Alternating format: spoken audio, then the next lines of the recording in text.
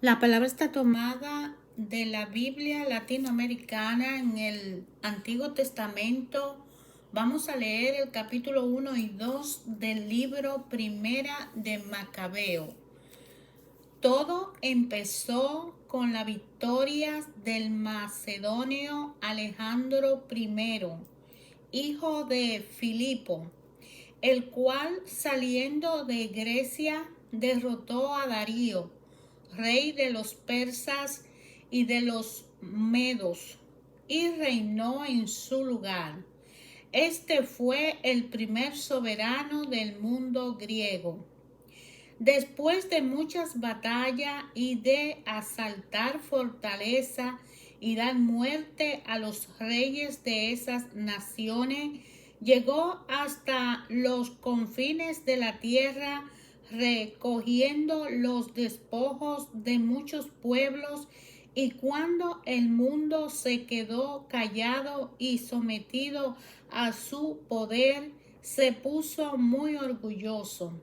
Reunió un ejército muy poderoso y ejerció el mando sobre provincias, naciones y príncipes que le pagaban tributo.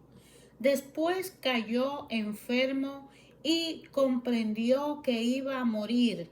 Hizo llamar a sus generales y a los más nobles que con él se habían criado desde su juventud, y en vida repartió entre ellos su reino. Alejandro había reinado 12 años cuando murió. Entonces sus generales tomaron el poder, cada uno en el sector que le correspondía.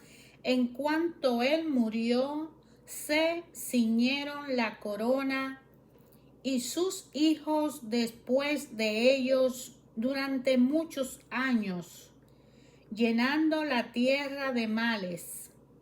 De su descendencia brotó aquel retoño impío, Antíoco Epifanes, hijo del rey Antíoco, que estuvo en Roma como rehén.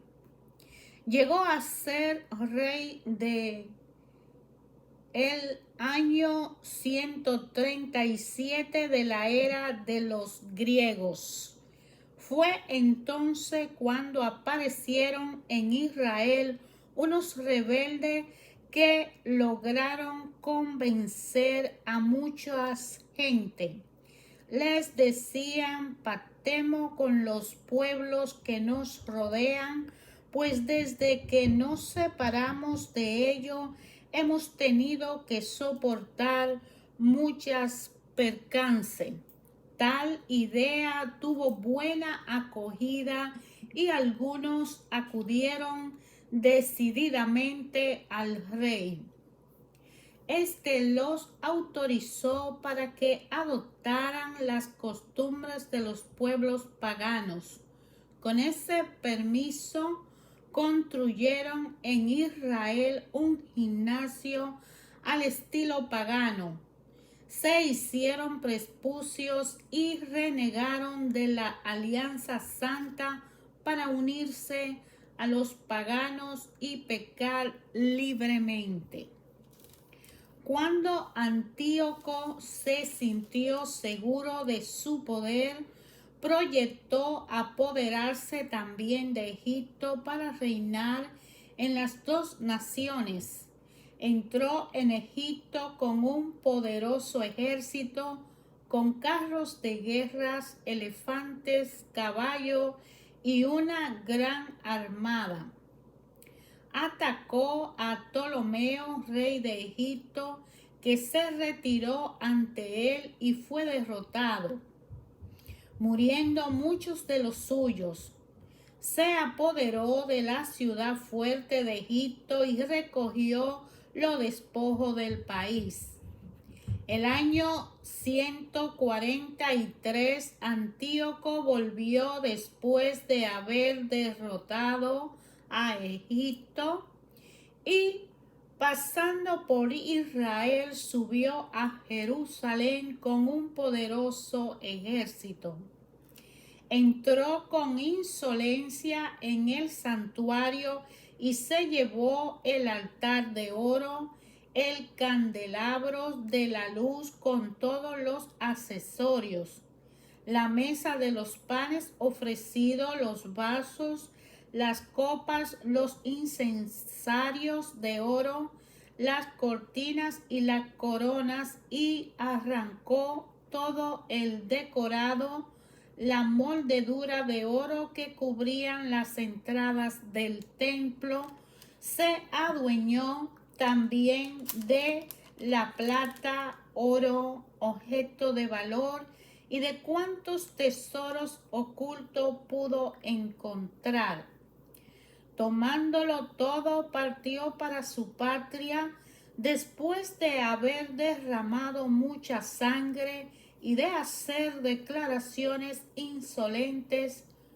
Hubo un gran duelo en todo el país de Israel. Gimieron los jefes y los ancianos, se desanimaron los jóvenes, y las muchachas y las mujeres se pusieron pálidas. Los novios cantaron lamentaciones, y la joven esposa lloró en su cama. Se estremeció la tierra compadecida de sus habitantes, y todo el pueblo de Jacob se sintió humillado.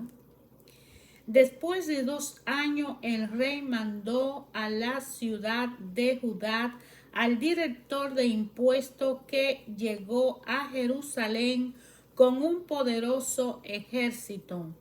Este habló a la gente con palabras de paz para engañarlos, y cuando se hubo ganado su confianza, cayó de repente sobre la ciudad y descargó un terrible golpe, matando a muchísimas gentes de Israel. Saquearon la ciudad, la incendiaron y destruyeron la casa y los muros que las rodeaban. Llevaron cautiva a las mujeres y a los niños y se apoderaron de los ganados. Construyeron de nuevo la ciudad de David con un muro alto y fuerte, protegido por torres poderosas, y pasó a ser la fortaleza de ellos. Pusieron allí gente malas y renegados de la fe, que se hicieron fuerte en ellas.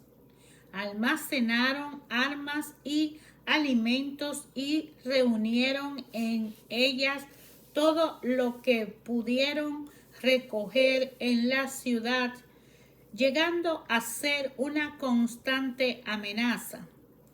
Fue una acechanza para el santuario, una grave y continua amenaza para Israel. Derramaban sangre inocente en torno al santuario y los profanaron. A causa de ello huyeron los habitantes de Jerusalén, que se convirtió en una colonia de extranjeros y fue extranjera para sus hijos, que la abandonaron. Su santuario quedó vacío como el desierto, y sus fiestas se convirtieron en días de luto. Sus sábados fueron burlados y su fama se cambió en desprecio. Tan grande como su gloria fue su ignominia, y su grandeza se cambió en duelo. Antíoco hizo publicar en todo su reino un decreto. Todos los pueblos de su imperio debían abandonar sus costumbres particulares para formar un único pueblo. Todas las naciones paganas acataron el decreto del rey, y en Jerusalén mismo muchos aceptaron este culto, sacrificaron a los ídolos y ya no respetaban el sábado. El decreto que imponía costumbre extranjera llegó a Jerusalén y a toda Judea. Según él, se suprimían las víctimas consumidas por el fuego, los sacrificios y otras ofrendas en el santuario. Se debía tener por día ordinario no solo los sábados, sino también las fiestas sagradas. Ya no debían tener por sagrado el santuario y su ministro, sino que debían dedicarse altares, recintos sagrados y templo a los ídolos. Tenían que sacrificar cerdos y animales impuros y no debían hacer a sus hijos. El rito de la circuncisión. En resumen, tenían que marcharse con toda clase de impureza y profanaciones, de tal modo que olvidarán la ley, cambiarán toda su costumbre. Al final, el derecho decía: el que no cumpla la orden del rey morirá. El rey comunicó esta obligación a todas sus provincias y los inspectores nombrados por él recorrieron el país de Judea. Debían procurar que se ofrecieran sacrificios en todas las ciudades. Muchos israelitas se pasaron a ellos abandonando la ley y cometieron un sinnúmero de maldades, obligado a los verdaderos israelitas a vivir en refugio y ocultarse como podían. En el año 145, el día 15 del mes de Casleu, Antíoco levantó sobre el altar del templo el abominable ídolo de los invasores. Construyeron también altares a través de todo el país de Judea. Quemaban incienso en las puertas de sus casas y en las plazas. Rasgaban y echaban el fuego los libros de la ley que encontraban. Al que sorprendían con el libro de la alianza y al que cumplía con los preceptos de la ley, lo mataban, pues así lo ordenaba el decreto real. Siendo dueño del poder, se ensañaban con los israelitas rebeldes que encontraban cada mes en las ciudades. Los días 25 de cada mes ofrecían su sacrificio en el altar nuevo que habían levantado sobre el altar del templo. Las mujeres que, a pesar de haberse ordenado lo contrario, hacían a sus hijos el rito de la circuncisión, eran muertas junto con sus hijos, colgados de su cuello, como asimismo sus familiares y todos los que habían intervenido en la circuncisión. A pesar de todo esto, muchos israelitas permanecieron firmes y resueltos a no comer alimentos impuros. Prefirieron la muerte antes que contaminarse con aquella comida prohibida por la ley que violaba la Santa Alianza. Enorme fue la prueba que soportó Israel. En aquellos días, Matatía, hijo de Juan, sacerdote de la familia de Jarid, abandonó Jerusalén y fue a establecerse en Modín. Tenía 5 hijos: Juan, por sobrenombre Gadís; Simón, llamado Tasi; Judas, Macabeo; Eleazar, Barán y Jonatán, Adfos. Matatía vio los sacrilegios que se cometían en Judá y Jerusalén y dijo: pobre de mí, ¿Acaso he nacido para ver la ruina de mi pueblo y la destrucción de la ciudad santa? ¿Voy a quedarme sentado cuando está en manos de enemigos y su santuario en poder de extraños? Su templo ha quedado como hombre desprestigiado. Los objetos preciosos que hacían su fama fueron llevados como botín. Sus niños fueron asesinados en la plaza y sus jóvenes pasados por la espada de los enemigos. ¿Qué pueblo no ha recibido algo de su tesoro y no se ha adueñado de su despojo? Todos sus adornos han sido arrancados y del libre que era pasó a ser esclavo. Nuestro bello santuario, que era nuestro orgullo, ha sido saqueado y profanado por los paganos. ¿Para qué vivir más? Matatía y su hijo rasgaron su vestido y se vistieron de saco y celebraron un gran duelo.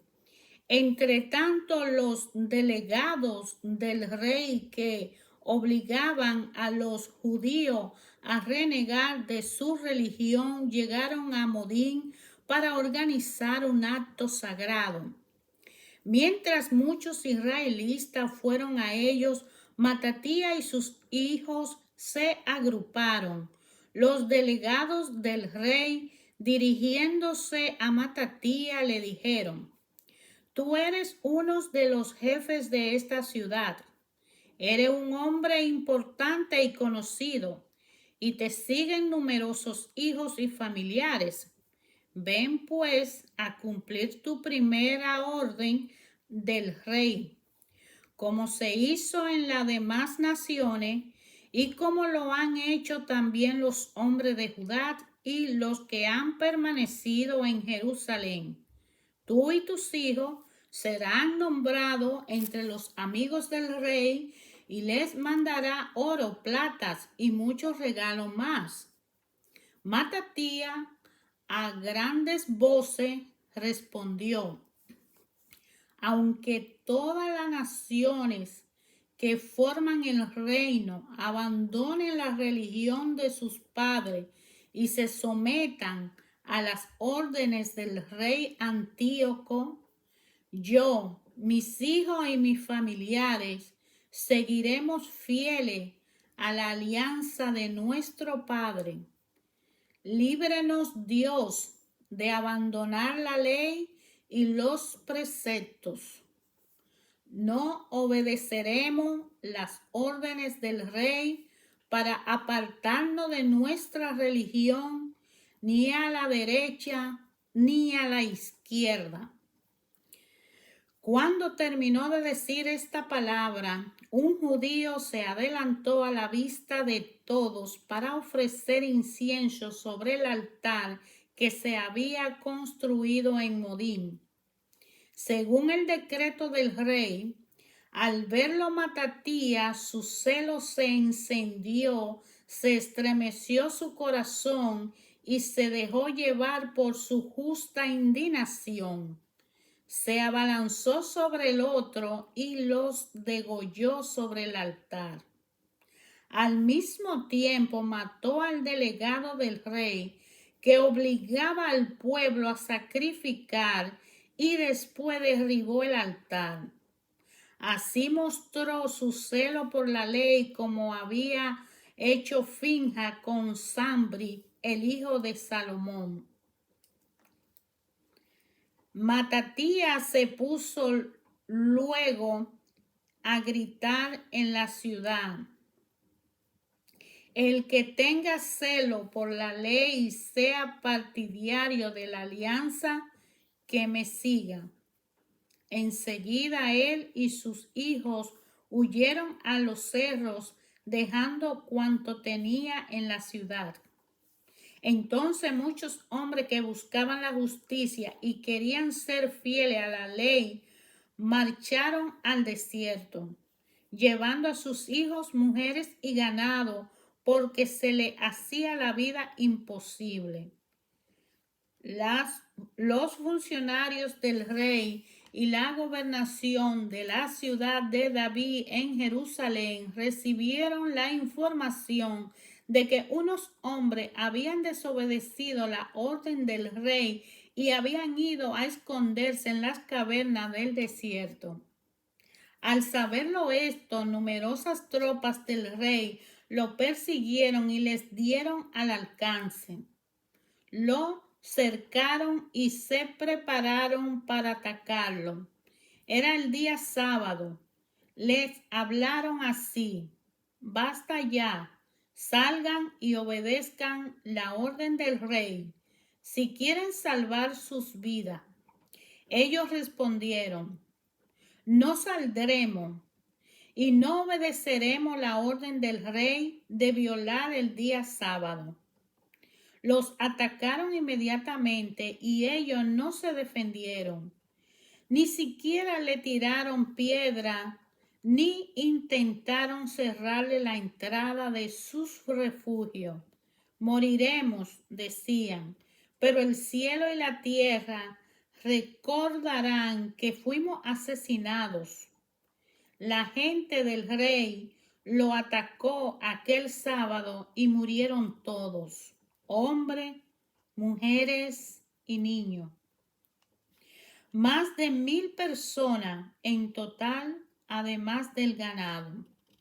Matatía y sus amigos, al saber lo ocurrido, celebraron el duelo. Sin embargo, se dijeron: no podemos hacer como nuestros hermanos, sino que debemos luchar contra los paganos para defender nuestra vida y nuestra costumbre. De otra manera, pronto nos habrán exterminado. Aquel día resolvieron defenderse contra quien los atacara en día sábado y no dejar que los asesinan, como había pasado con sus hermanos en aquel refugio.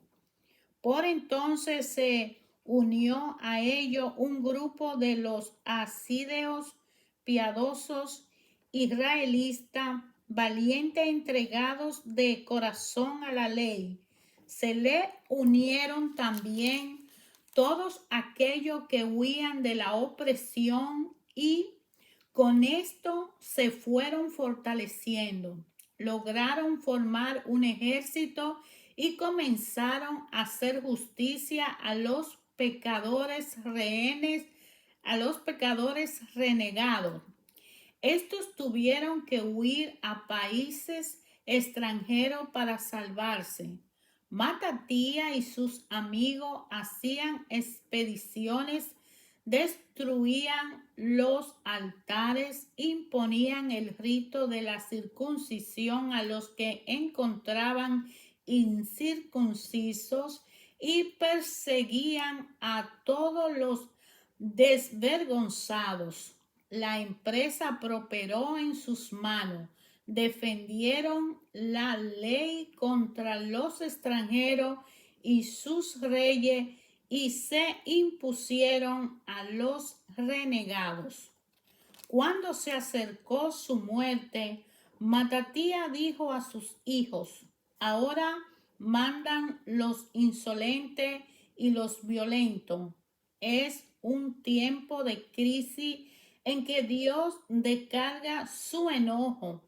Por eso, hijos míos, tengan celo por la ley y arriesguen su vida para defender la alianza de nuestros padres. Acuérdense de la hazaña que nuestros padres cumplieron en su tiempo y alcancen también ustedes la gloria y la fama que no perecen. Acuérdense de Abraham, que se mostró fiel en la hora de la prueba y por eso Dios lo consideró justo. José, en el tiempo de su desgracia, observó el mandamiento de Dios y pasó a ser el señor de Egipto. Finja, nuestro padre, por su gran celo, recibió el sacerdocio para él y sus hijos para siempre. Josué llegó a ser jefe de Israel porque había sido cumplidor. Caleb obtuvo su herencia en esta tierra porque había proclamado la verdad frente al pueblo reunido. A David, por su piedad, le fue concedido el trono de un reino que no tendrá fin. Elías, por su ardiente celo por la ley, fue arrebatado hasta el cielo. Ananías, Azarías y Misael fueron salvados de la llama por haber tenido fe. Daniel, por su rectitud, fue liberado de la boca de los leones. Recorran pues todos los siglos y verán que quienes confían en Dios jamás serán defraudados. No se acobarden ante las amenazas de un hombre impío, porque su gloria terminará en el estiércol y en gusano. Hoy es exaltado y mañana desaparecerá. Habrá vuelto al polvo de donde vino y no quedará nada de sus proyectos. Ustedes, hijos míos, cobren ánimos y manténganse firmes en la ley, que de ella recibirán la gloria. Yo sé que entre ustedes Simón es hombre prudente, escúchenlo y él hará las veces de padre. Judá, Macabeo, ha sido valiente desde su juventud. Que él sea el jefe del ejército y dirija la guerra contra los extranjeros. Ahora, reúnan a todos aquellos que cumplan la ley y defiendan a nuestro pueblo. Tómense desquite de los paganos y cumplan el mandato de la ley. Matatía los bendijo y fue a reunirse con sus padres. Murió en el año 146 y lo enterraron en el sepulcro de su padre en Modín. Todo Israel hizo por él grandes lamentos. Hermanos, ayer, hoy y siempre, a través de su palabra, Dios nuestro Padre habla a nuestros corazones cuando nosotros estudiamos su palabra y de una forma personal y particular. Si meditamos en su palabra y la rumiamos en el día, habla a nuestros corazones. Dios, Padre nuestro, Él es un Dios que está siempre presente en la vida de cada ser humano personalmente y dispuesto a ayudarle. Dios Padre es el soberano creador del universo. Al nosotros concentrarnos en Dios, podemos usar esa fuerza como una arma poderosa que es la vida que da la palabra de Dios. Conocer a Dios, el leer su palabra, y al concentrarnos en esa lectura, nosotros podemos usar esa lectura como una arma poderosa para nuestra protección. El reino de nuestro Dios domina sobre todo y por todo y para todo, y está establecido su trono en el cielo para cada uno de nosotros de una forma personal, no importa las veces que haya caído, los pecados que haya cometido. Dios Padre nos fortalece con la diestra de su justicia, constantemente está presente en nuestra vida, dispuesto a ayudarnos como un Dios omnipotente, porque Él es fuerte y Él es nuestro Dios que está con nosotros. No importa lo que hayamos vivido y en la condición que estemos en el presente, si nos sentimos culpables o no. Hay que tomar la palabra de Dios y concentrar su atención en Dios. Él hará lo que promete y Él está hablando ayer, hoy, siempre en todo el libro de la palabra de Dios, que no fue escrito por una mágica oportunidad de hacer un libro de historia solamente, sino porque de alguna manera es el libro que se ha mantenido intacto por años tras años para darnos idea del conocimiento de la historia del pueblo elegido del Padre. Dios es soberano del universo y Él ayudará a enfrentar a cada uno de nosotros de una forma personal, de una forma particular, todo lo que tengamos que enfrentar. Pero siempre que nosotros elijamos a su Hijo, Señor Jesucristo, como único Salvador, para que Él pueda perdonar nuestro pecado y pedirle a Jesucristo que perdone nuestro pecado, que Él pagó un precio demasiado alto en la cruz por ti, por mí, por todo ser vivo, por todos, incluyendo los malos, los buenos. Debemos convertirnos a Jesucristo y vivir para Dios una vida de oración, una vida constante para relacionarnos con el Padre.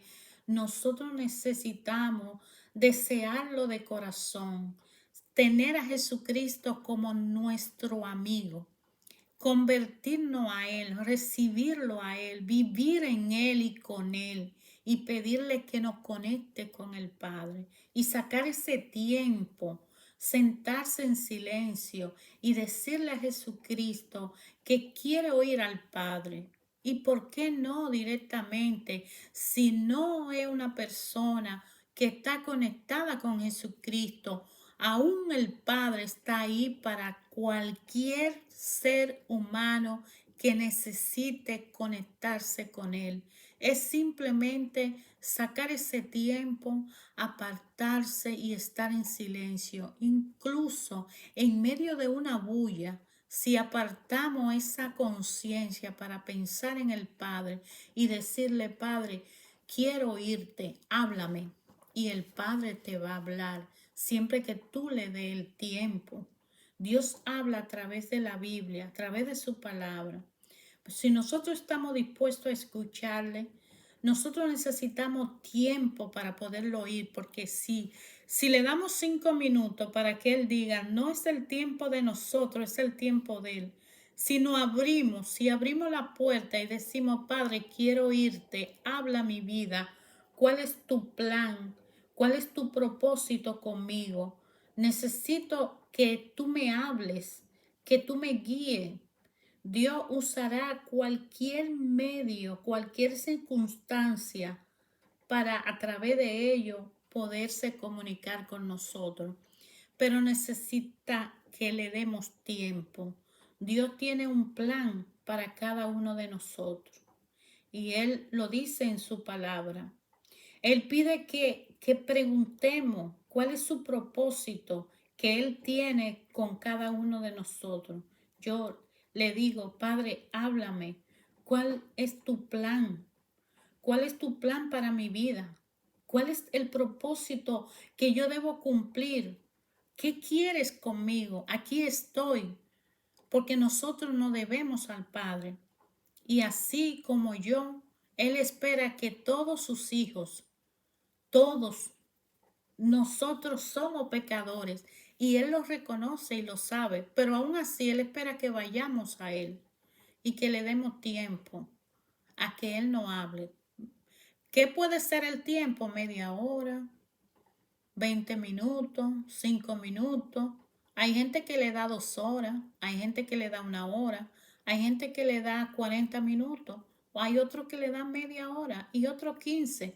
Todo es cuestión de una disciplina, de una rutina, y ya después tu vida la va poniendo en manos de Dios y está dándole libertad a Dios para que Él actúe en tu vida, y a la vez tú vas a necesitar que Él te hable para saber cuál es el próximo paso.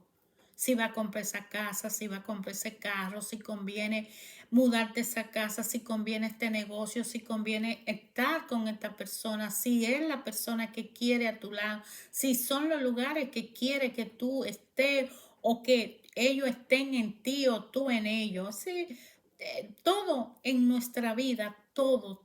Dios ha sido Dios para todo y por todo y con todo. Ayer, hoy, siempre habla a nuestra vida, a nuestro corazón, a nuestra mente, a nuestras emociones.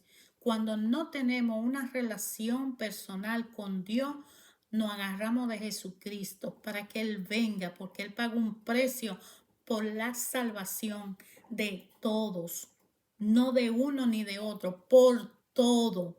Pagó un precio y fue una muerte en la cruz.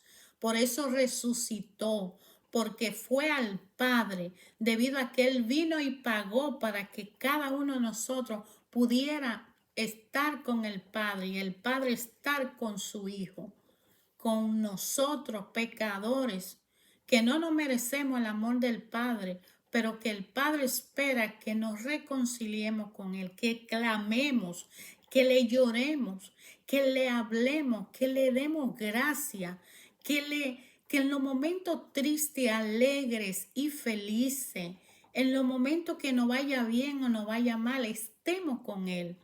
Porque el mal que aparentemente se ve en nuestra vida no es un mal, es un medio a través del cual nos edificamos para ser mejores ciudadanos, mejores hijos, mejores seres humanos, y para tener la oportunidad de llegar a la meta y al propósito del plan del Padre a cada uno de nosotros.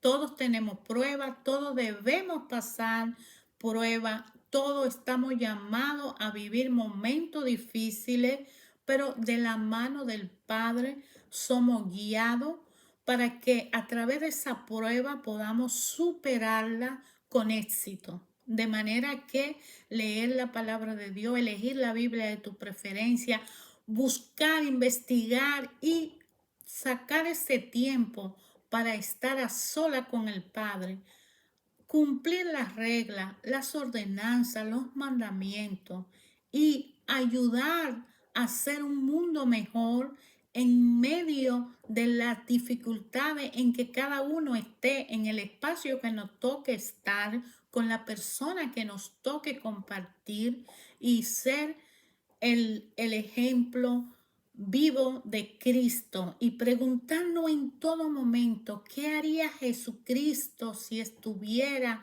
aquí en mi lugar, viviendo la vida que estoy viviendo, haciendo lo que tengo que hacer? ¿Qué haría Jesucristo si estuviera en mi lugar? ¿Y qué quiere Jesucristo que yo haga para que yo pueda tener una mejor relación con el Padre? De manera que hay que descubrir en el corazón qué dice esa palabra cuando uno la lee.